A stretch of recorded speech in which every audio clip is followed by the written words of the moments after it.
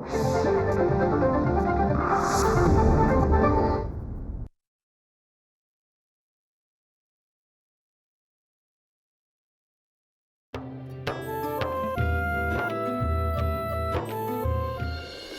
हे बिचारीपणाचं नाटक पुन्हा सुरू करू नकोस.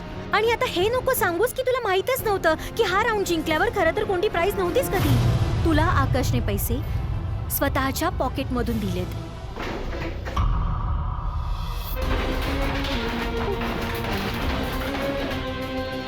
स्वतःला हिरो समजतोस काय तू? बोल ना. तू तुला चुकीचं काय वाटलं? समजतोयस. तू रोशनीची मजबुरी विकत घेशील?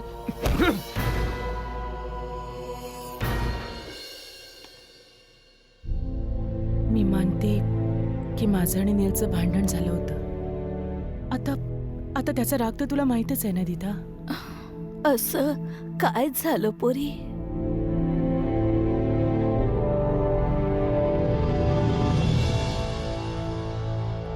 काही नाही दीदा.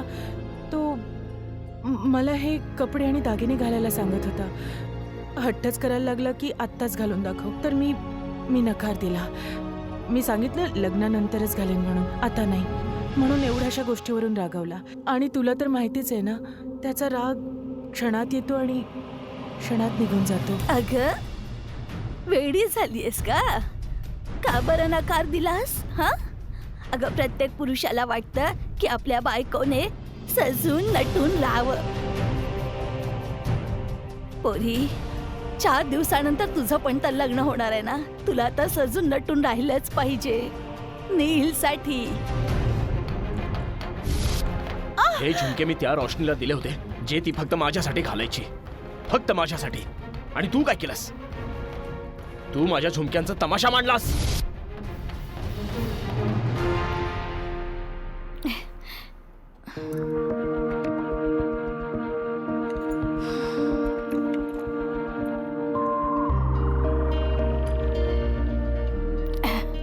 तुझ्या आईला सजण्याची नटण्याची खूप आवड होती.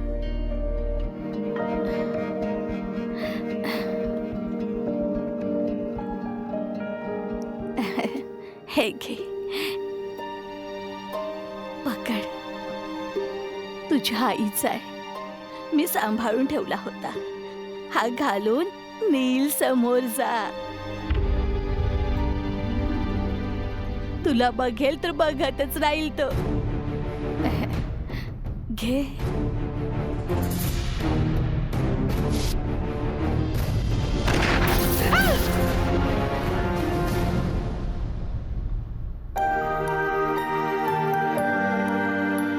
हे बघ पोरी, अशी निराश नको होऊस. तुझी आई जिथे कुठे असेल ना, तुला खूप आशीर्वाद देईल ती. दीदा, मी हा घालू शकते का? पोरी, फक्त एक गोष्ट लक्षात ठेव.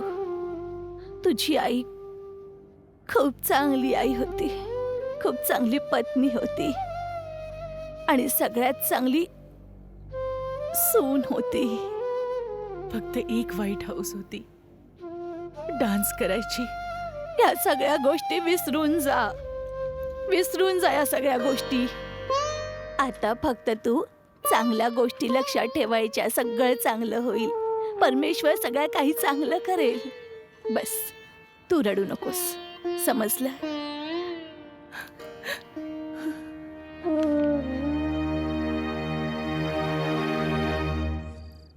मला तर काही कळतच नाहीये, हे सगळं चाललंय तरी काय? रोशनीला नाचताना तर पाहिलं यांनी, तरी हे छोटे साहेब त्या नाचणारीच्या गळ्यात फुलांचा हार घालायला तयार झालेत. तुम्ही दोघे इथे काय करताय? जा स्वयंपाकघरात आणि जाऊन बघा बाकीचे मसाले तयार झालेत की नाही. जा. जी मलकिनबाई. असं दिसतंय ब्रह्मदेवाने या रोशनीची कुंडली स्वतःच्या हाताने लिहिली आहे. म्हणूनच तर प्रत्येक संकटातून सहज बाहेर पडते.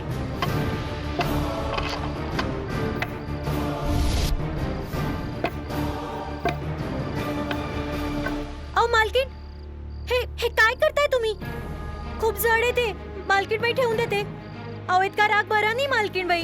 मी खरं सांगते, मी स्वतःच्या डोळ्यांनी पाहिलं मालकीण. हो, सगळं तर अगदी हवं तसं चाललं होतं. बघा, रोशनी नाचली, छोटे साहेब त्यांनी पाहिलं सुद्धा, नाराज पण झाले. एवढंच काय तर तिच्या डोक्यावर बंदूक पण ताणली आणि तिला रडवून निघून पण गेली मालकीण. पण मग हे अचानक असं लग्नाचा विषय. मालकीण, मला माहितीये, मला पक्क माहितीये की त्या रोशनीने ना आपल्या छोट्या साहेबांवर कोणता तरी जादूटोणा फुकलाय. हा, म्हणून तर तिची प्रत्येक चूक माफ करतायत. मालकीण, मला तर वाटतं तुम्ही त्या रोशनीला ना कधीच हरवू नाही शकणार. बिलकुल नाही हरवू शकणार मालकीण. मालकीण, असा राग नका करू. आणि मालकीण, एक गोष्ट सांगू, छोट्या साहेबांचं ना त्या रोशनीवर खरं खुरं प्रेम आहे. म्हणून तर त्या काळतोंडीचं चुकीचं वागणं सुद्धा त्यांना बरोबर वाटतं.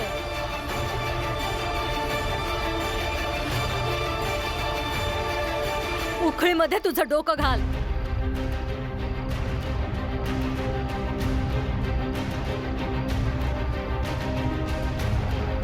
मालकीण, ऐकलंस ना तू? उखळीमध्ये तुझं डोकं घाल. मालकीण, ते मालकीण, तुम्ही तुमच्या जलेबीला खोटं समजता. हा, मी तुमच्याशी इतकं मोठं कधी बोलेन का? मी अगदी खरं बोलते. मी तिला स्वतः तिला नाचताना पाहिलं. तुमचा विश्वास बसत नाही ना? मी तर तिचा फोटो पण घेतलाय, दाखवते तुम्हाला आता. हा बघा, आता तुम्हाला पटेल. मला खोटं समजता ना? घ्या, बघा.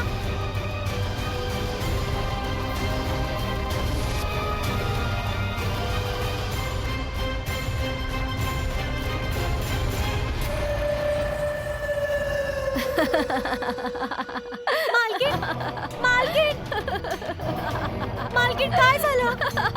मालकीण,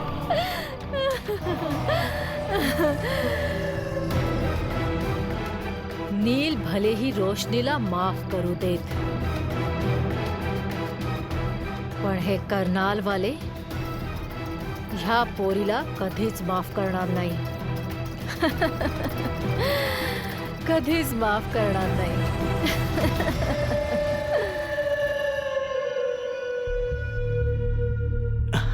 अरे जरा नीट चाल.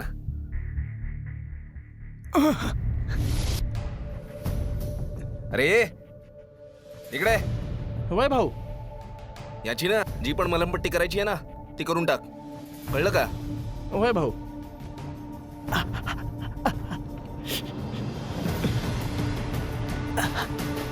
या आरामात.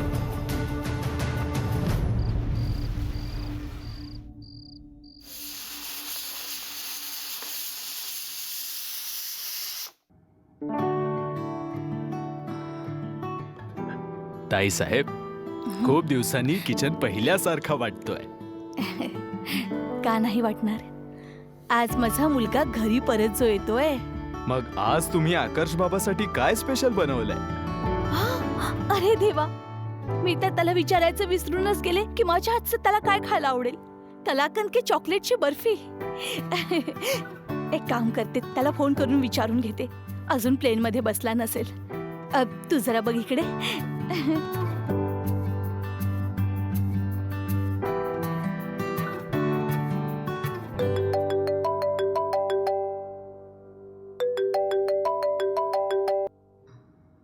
हॅलो आकर्ष बेटा. अहो तुमचा मुलगा ना सिटी हॉस्पिटलमध्ये भरती आहे, येऊन सांभाळा. काय झालं माझ्या मुलाला? हॅलो, कोण बोलतंय? Hello hello.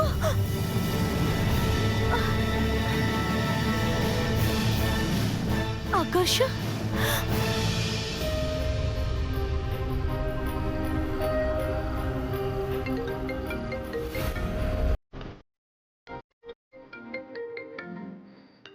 हा का फोन करतोय?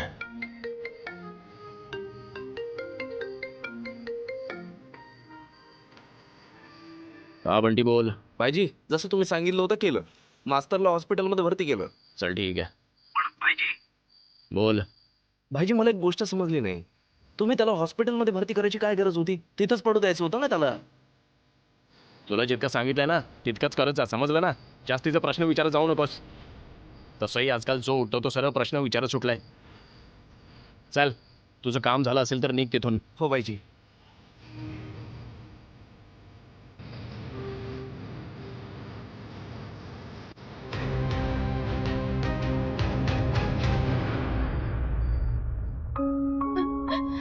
रेवाजी, रेवाजी काय झालं? रेवाजी तुम्ही का रडताय? रेवाजी मला सांगा, कुणी काही बोललं का तुम्हाला? रेवाजी अशा का रडताय तुम्ही?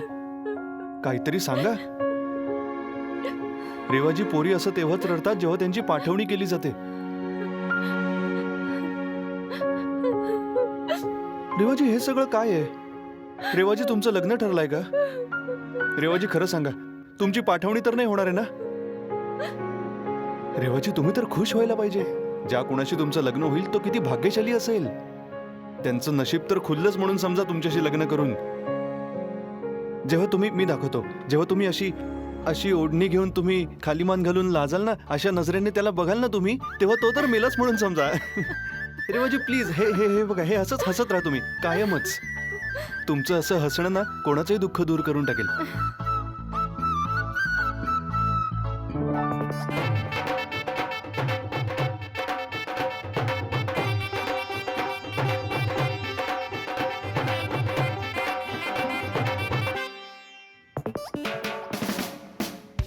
रेवाजी, तुम्हाला माहित नाही की तुम्ही किती चांगले आहात ते. रेवाजी, तुम्हाला तर मंदिरात ठेवलं पाहिजे. तुमच्या मूर्तीला तर रोज दूध आणि फुलं सुद्धा वाहिली पाहिजेत रेवाजी. हो रेवाजी, तुम्हाला स्वतःलाच माहित नाहीये की तुमचं महत्व काय आहे ते. रेवाजी, असंच हसत राहा तुम्ही, खूप छान दिसता. ए बैजू, कुठेस रे पोरा? चला, बोलावणं आलं मला रेवाजी. माझी आई पण ऐकतच नाही हो रेवाजी.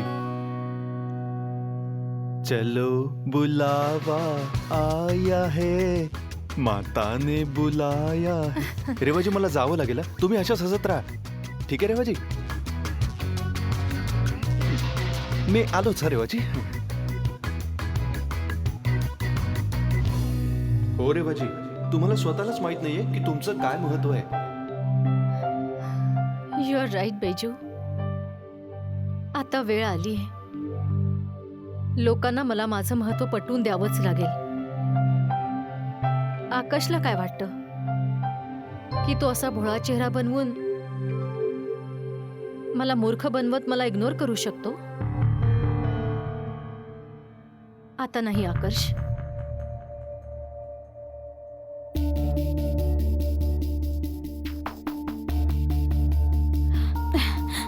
मला समजतंय की आकर्ष फोन नाही उचलू शकत, पण दुसरं कोणी सुद्धा त्याचा फोन उचलत नाहीये. रेवाला ट्राय करते.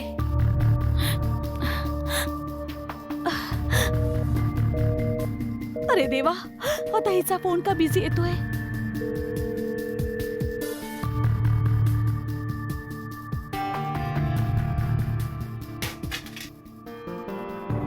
तुझ्याकडे तर माझा फोन रिसीव्ह करायलाही वेळ नाही. अवेलेबल नाहीये. अरे देवा, कसं होईल? अरे देवा, माहित नाही माझा मुलगा कसा आहे. हे परमेश्वरा, आकर्षाची रक्षा कर. माझ्या मुलाची रक्षा कर. आकर्ष हॉस्पिटलमध्ये भरती आहे. नील, तू काय केलंयस? मी नाही, तू केलंस रोशनी. आकर्ष हॉस्पिटलमध्ये तुझ्यामुळे भरती झालाय. एका चांगल्या भल्या माणसाला तू राक्षस बनवलंस.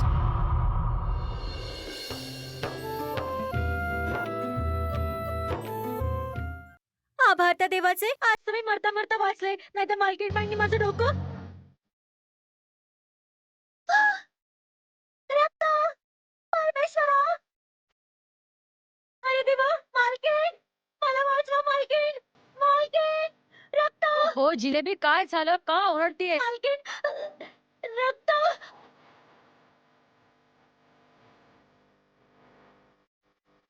हे रक्त?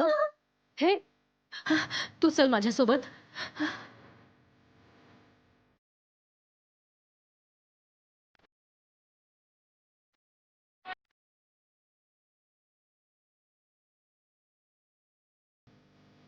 नील नील हे सगळं काय झालं? अगं तू उभं राहून माझं तोंड काय बघतेस? जा जाऊन मला पटीचं सामान घेऊन ये.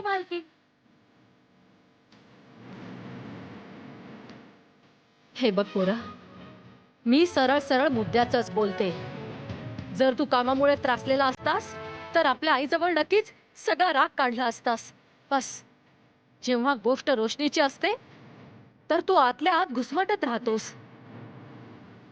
आणि काही दिवसांपासून मी पाहते की तुमच्या दोघांचं काहीतरी बिनसलंय. अम्मा आता मला काहीच बोलायचं नाहीये. तू जा इथून. का?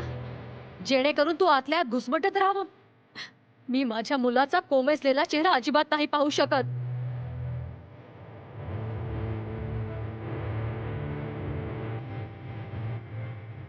माहित नाही पण का, जेव्हापासून सुरेंद्र भाऊ हॉस्पिटलमध्ये गेलेत, माहित ते रोशनीला काय झालंय. आणि तू पण ना त्या रोशनीमुळे इतका त्रास करून घेतोस.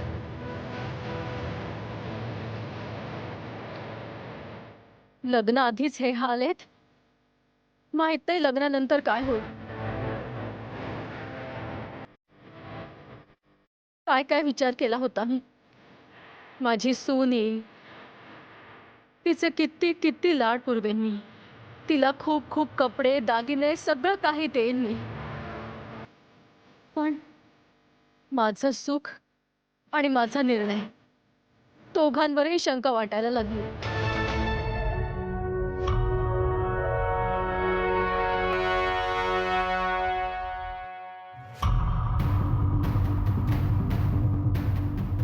नंतर मी औषध पाठवून देईन, तू नक्की घे, दुखणं कमी होईल.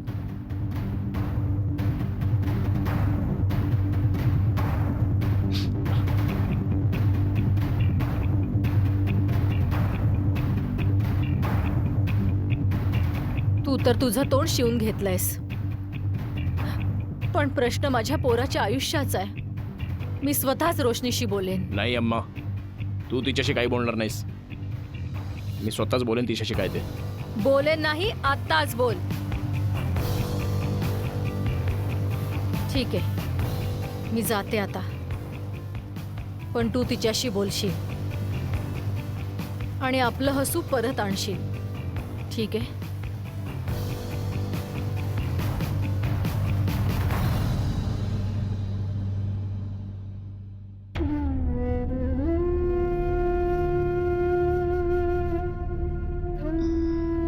हा घालून तू येईल समोर जा. तुला बघेल तर बघतच राहील.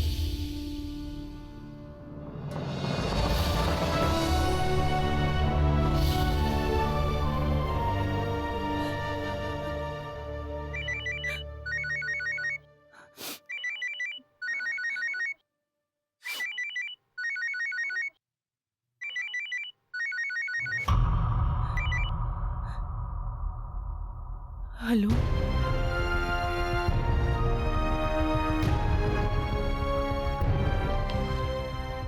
नील.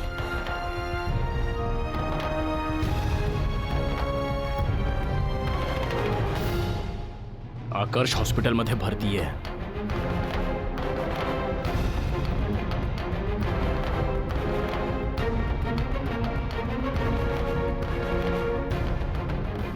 काय?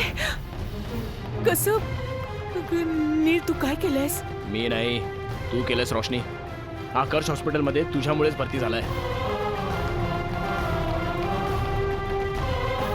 जरा बघ कसं उद्ध्वस्त करून टाकलेस तू. एका चांगल्या भल्या माणसाला तू राक्षस बनवलंस. मी मास्टरला मारहाण केली, मरेच तोवर मारहाण केली त्याला. आणि तुला एक गोष्ट सांगू, त्याला त्या अवस्थेत पाहून ना मला खूपच बरं वाटलं. खूप.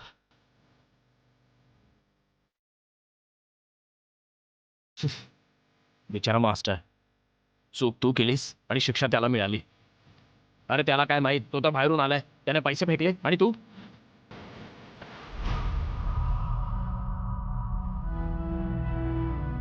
तू स्वतःला मोठी ज्ञानाची देवी समजतेस ना? बरं, कोणत्या परपुरुषाने पैसे फेकले आणि तू नाचायला लागलीस.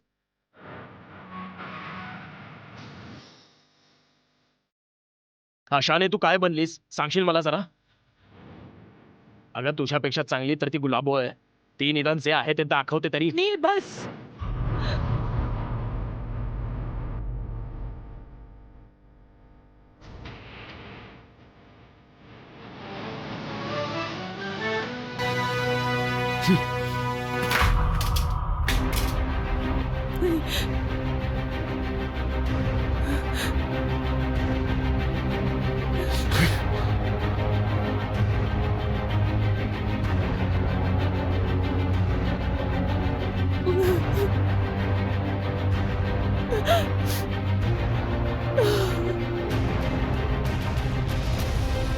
हे मी काय केलं? बाबाजींना बरं करण्यासाठी आकाशचा जीव धोक्यात घातला. काय करू मी? मी तर त्यांच्या कुटुंबातला कोणाला ओळखतही नाही.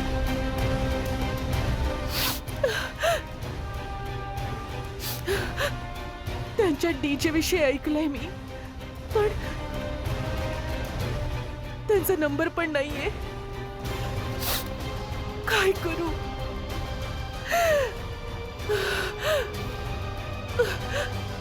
रेवाजींना सांगावं लागेल. मला काहीही होऊ देत, मी माझ्या मुलाला सोबत घेऊनच येणार. पण ताईसाहेब तुम्ही जाताय तरी कुठे?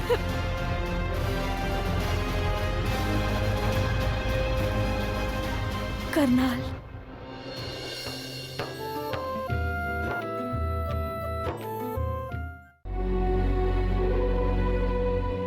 ताईसाहेब जरा हा नारळ किसून द्या. ताईसाहेब आज आकाश बाबा घरी येत आहेत आणि तुम्ही घरून बाहेर जाताय.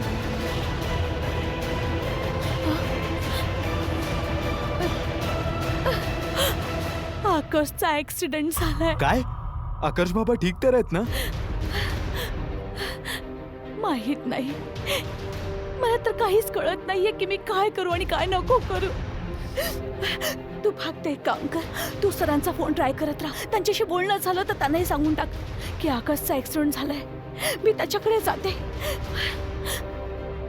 राजू, 1 मिनिट मला दे. तू बघशीलच, मग काहीही होऊ देत, मी माझ्या मुलाला सोबत घेऊनच येईन आणि मी त्याला स्वतःच्या हाताने कलाकंद आणि चॉकलेटची बर्फी खायला घालेन. पण ताईसाहेब तुम्ही जाताय तरी कुठे?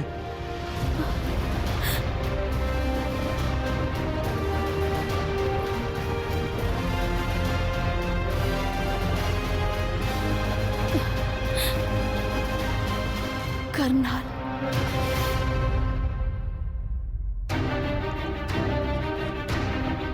ताईसाहेब तुमच्या हातातून रक्त येते. तुम्ही राहू द्या, मी ते करतो. द्या मला.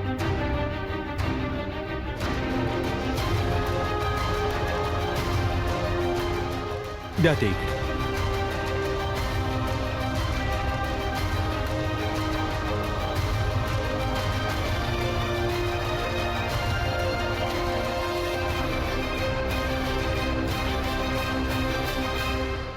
तेरा वर्षांमध्ये एकदाही मला सुखाने झोप नाही लागली, पण आता लागेल.